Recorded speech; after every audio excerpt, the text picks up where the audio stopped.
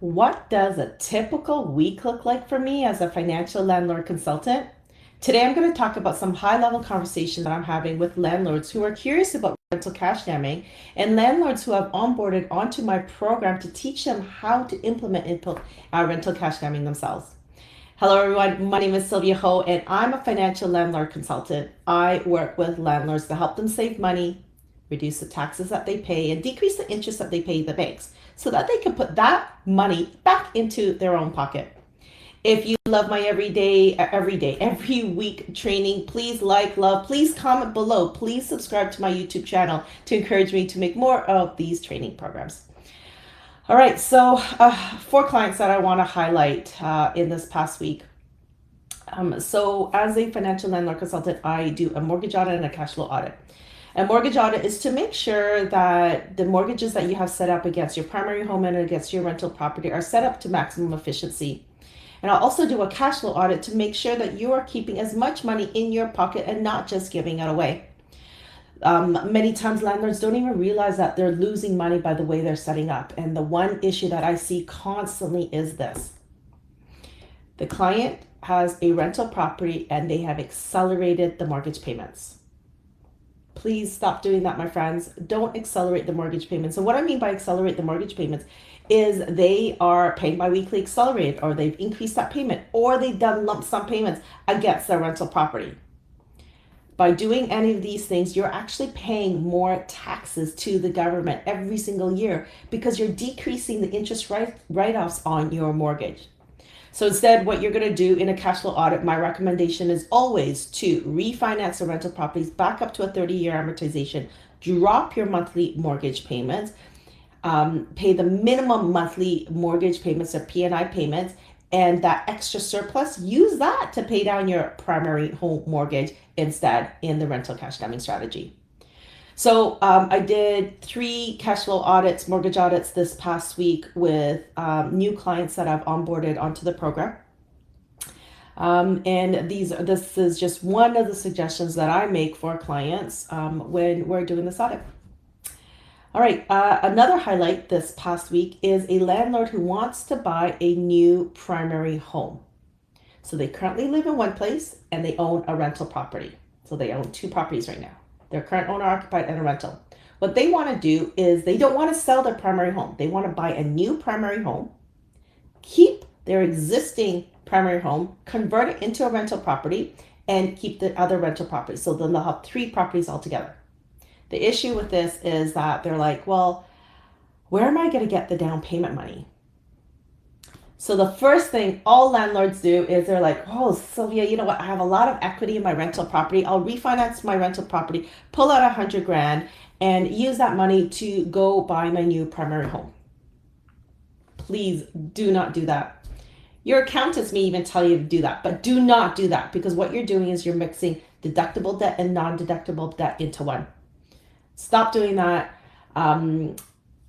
Instead, what you're going to do is you can refinance the rental property, but keep it as 2 separate compartments so that you can deduct the interest costs on the rental property. And that $100,000 is non-deductible. That is your own personal debt that you have to pay for on your own. So it's all about separating deductible and non-deductible debt in CRA's eyes. All right. So with this particular client, we now have them pre-approved to purchase their $1.6 million new home. They're going to do it with 20% down payment. They have some savings, and we're going to do it with some refinancing on rental properties, but we're keeping it absolutely separate.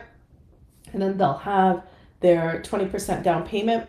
And then because now they have 2 rental properties, they're going to rental cash down. They're going to take the rental income from those 2 properties, pay down their primary home mortgage, use their line of credit to pay for all the rental expenses. They're going to create good debt, bad debt. They're going to create a tax deductible investment loan, and they're going to write off the interest costs on that. So that's landlord number 2. Landlord number 3, I had an onboarding call. So this client signed up with me last month. We did the mortgage audit, we did the cash flow audit, and yesterday, we did the onboarding call.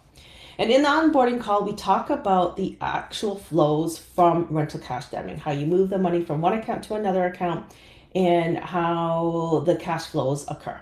Okay, so we all know on a high level, without going into details, on the high level, you take your rental income, you pay down your primary home mortgage, you use your line of credit, and you pay for the rental expenses. But there are very specific accounts and very specific way that CRA wants us to do it. It's all about documentation. It's all about proving your cash flow. And it's all about doing things correctly. So with this particular client, we had to open up several bank accounts, and now the client was getting mixed up between which account was for what. And so we had our checklist, and I showed them in the checklist, this account is what you do here, this account is what you do here, this account is what you do here. And it makes it very, very clear to the client when they're onboarding onto the program how to run the rental cash damming strategy properly and set you up for success when a CRA audit occurs. I always tell my clients, if you're going to do rental cash damming, you're going to save a lot of money, the government is losing money, and it's all legal.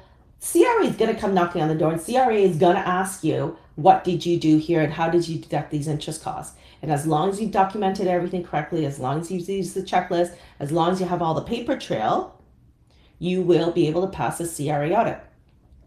So my job as a financial landlord consultant is to set you up for success on a CRA audit to make sure that you've done everything properly. So that's the third client. We onboarded this client, and they're going to do all of their homework over the next couple of weeks, set up all their pre-authorized debits out of their accounts, this specific rental accounts, and they're going to be cash damming starting March next month, and they're going to start watching their mortgage melt away. So I'm really excited for these particular clients. They will pay off there. Let me see if I can find the information. They will pay off their primary home mortgage instead of 30 years. They'll pay it off in 22 years. So that's for my onboarding client, the client that I onboarded this past week. The last client I'm going to talk to you about is a do-it-yourselfer. So this client was like, you know what? We got ChatGPT, we got AI, we got a lot of information everywhere. And I'm going to piece this together. It does not sound hard at all. So what I say to clients who want to do it yourself is that, do you understand the risks of doing it yourself? Because if you're going to do it yourself, you have to understand if you don't do it properly, and when CRA comes auditing you and you don't pass, you need to start all over again, and you wasted those years doing it yourself. Okay. So this particular client was doing it themselves, and they were with CIBC.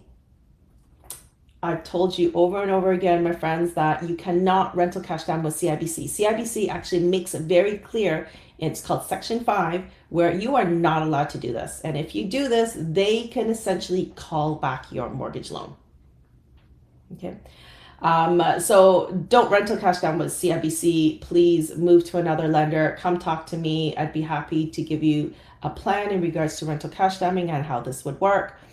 There are other lenders out there that have better re-advanceable features, and in my other trainings, I talk about the re-advanceable features. All right, that's a highlight for the past week. Clients that I've talked to over the last couple of weeks. Let me know if you have any questions. If you are a landlord and you've been watching my training and you're like kind of sitting on the sidelines but are ready to do something about it, please book a call with me. Comment me below and I'll send you a link to book a chat with me. It's complimentary. It doesn't cost you anything to have a 45-minute conversation with me. And in this 45 minutes, we'll do a high-level understanding of what rental cash damming could mean to you. Doesn't cost you anything, and at least now you have the information, right? You'll have the information about what rental cash damming could mean for you. Basically, the whole purpose of rental cash damming is to pay off your primary home mortgage 8 to 12 years earlier than planned. Thank you so much for listening, my friends. My name is Sylvia Ho. I'm a financial landlord consultant. I work with landlords to help them save money, and I'm also known as the cash damming queen. All right, take care, my friends. Bye now.